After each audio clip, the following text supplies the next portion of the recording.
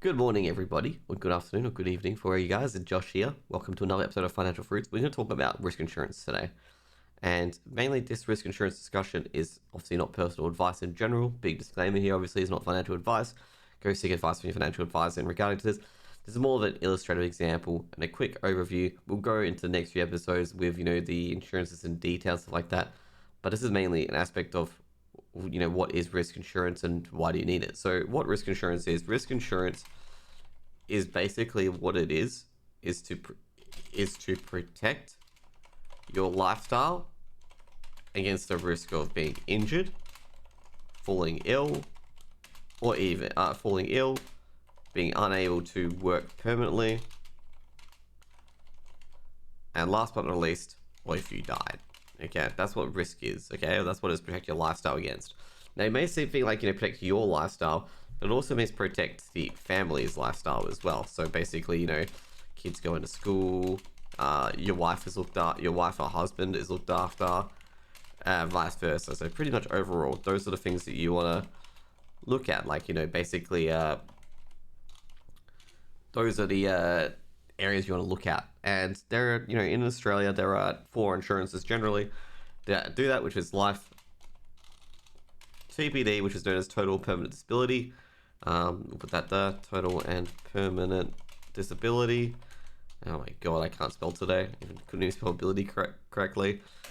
Income protection and trauma insurance. And everything can be owned in super, other than trauma. You can't own trauma in super. But you can see here the risk insurance is what they cover. A lot of other different countries have a lot of other different products. I mean, these insurance policies came from South Africa. They have a load of different risk insurance products. Now, for a quick overview, basically all these, in some shape or form, will protect, your lifestyle. Okay? They will protect your lifestyle from certain incidents. For example, I think the easiest one is life cover protects you if you pass away. Okay. God, I can't spell pass properly. Not having a good day today, am I? But that's just one example of what a risk insurance policy does. Okay, so risk insurance policies, the main thing is people tend to think that a risk insurance policy is that you have a large amount of it. So if it does happen, you become rich. Okay, I mean they hear detective shows with these insurance claim frauds, etc. But that's not what risk insurance is. Okay, risk insurance is basically, guys, risk insurance is essentially like this. What money do you need if this incident occurred to repay your debts if needed, to maintain your family's lifestyle, and to fund their retirement as well, to fund your spouse's retirement. Essentially, with that part, it is to replace the lost income that you would have generated if you were still around. Okay, so that's kind of morbid, but that's kind of the mindset you got to do. So you got to say, if you have a $300,000 mortgage, you got to make sure that you have the funds to cover that. And also, you have 2 kids, you got to pay for their school fees and stuff like that as well, and yada yada yada. Now, some people being I need 10 billion, stuff like that. You'd be surprised how much having extra $500,000 or $600,000 invested can stretch out and provide, your school fees as well as your retirement, basically, as well. Obviously, this is not financial advice, but there's a thing that you got to do some sort of risk assessment and calculation overall, where you invest the funds remaining into the market as well, or into a decent investment where you retain your income for the long term. Now, those is the risk insurance principles so far, is that basically it is, what do you need to repay everything and what do you need to live on, basically. It's basically the prime tenet of risk insurance. Okay, there's no other tenets of risk insurance other than that. if you're literally going for risk insurance that, like, 5 million or 6 million, which, and you have no real justification for it, you're effectively throwing money in the wind, because if something doesn't happen, then basically you've spent a large amount of premiums that you actually didn't need to spend money on. Which is the crazy thing in this aspect, where I see people, trying to insure themselves with direct insurance for 5 or 6 million, and then never needing it and spending about over like 100 grand, 150 grand on insurance premiums. Because with insurance as well, like, if you don't cover if you overcover or you undercover, you do pay. You are, what I'm gonna say, you will pay eventually. Okay, whether it's gonna be too little or it's gonna be too much. Now, overall, I've basically seen, I've seen one person trying to hang on to an insurance policy that costs them 30 grand per annum, and it's always the fear of what could happen. Essentially, insurance should never be assigned on what could happen.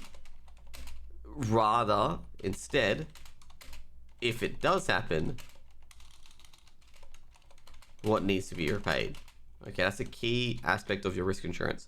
For your life, TPD, income protection, or trauma in Australia, it's the second one. Okay, if you're basically assigning a value based on what could happen, whatever it happens, and that's your insurance, it's the wrong mindset, because you're not thinking about the mortgage that needs to be repaid, the credit card bill needs to be repaid, the car that needs to be purchased, the medical expenses as well that need to be done, going to hospital and stuff like that. None of that's considered. If any of that's not considered, then you're doing yourself a real big disservice. And I'm going to say right now that basically you need to look at your risk insurance a bit better. Now, this is going to be a bit of a short episode, because I don't want to go into, like, what type of risk insurance there are at the moment as well. With risk insurance, sometimes risk insurance can be owned by your retirement product. Also, there are some older products with insurances attached to it. You may know them as endowments, whole of life cover, and other retirement products. These products are generally older, and essentially they used to be retirement products slash insurance products combined into one, where basically at the start life insurance was high, then as you got older it decreased, and they stopped selling these products because they got to a point where if a person died within, like, I think it's like 40-50 years of age, we're in their prime money making range, you got very little out of your life insurance, and you got very little out of their retirement, and some of the people could not be provided for. And also, some people wanted to separate. We'll get rid of this for the time being as well. You guys can pause if you want it. Some people wanted to separate their insurance and their retirement funding from each other.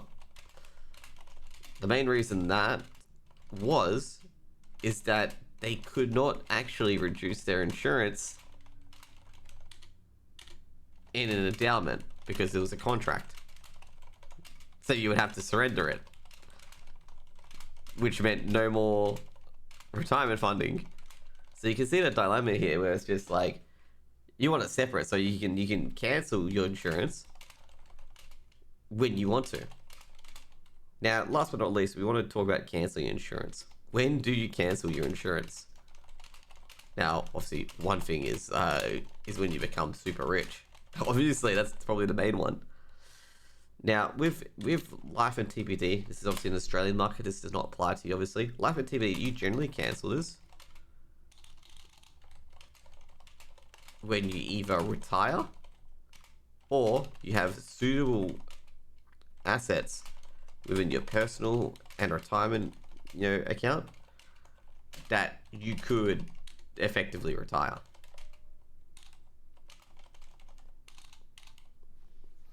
So be aware of that as well. So basically, overall, with life and TPD, it should be getting lower as you get older, because you prepay your debts. Obviously, you have less years to live and stuff like that. Income protection.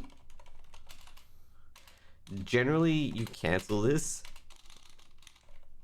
when you retire, obviously.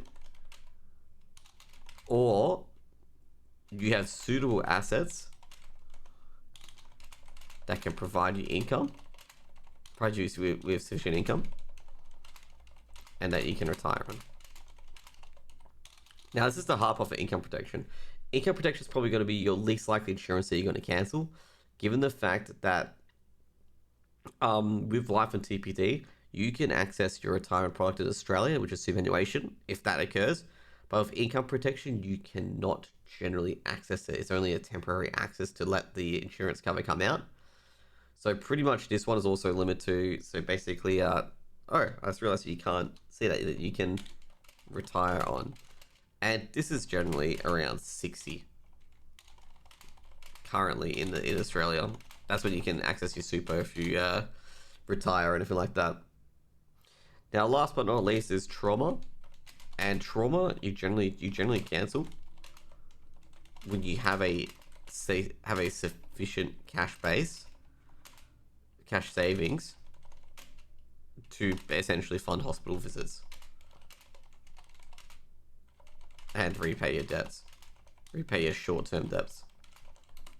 So trauma is generally the most expensive cover, but probably one of the covers you'll probably likely cancel first. This is obviously an Australia system, of course. And income protection is probably one you won't likely, do in a while. But life and TBD you probably do eventually, one of the first ones you'll cancel. Anyways, guys, that's it for today. Hope you guys have a great day. See you guys later. This is just the basics of risk insurance. We'll go into life and TPD tomorrow on what you can utilize of it as well and what it can be used for. But not until then. See you guys later. And also not tomorrow, because tomorrow's Christmas. I mean next week. See you guys later. Peace out. Bye.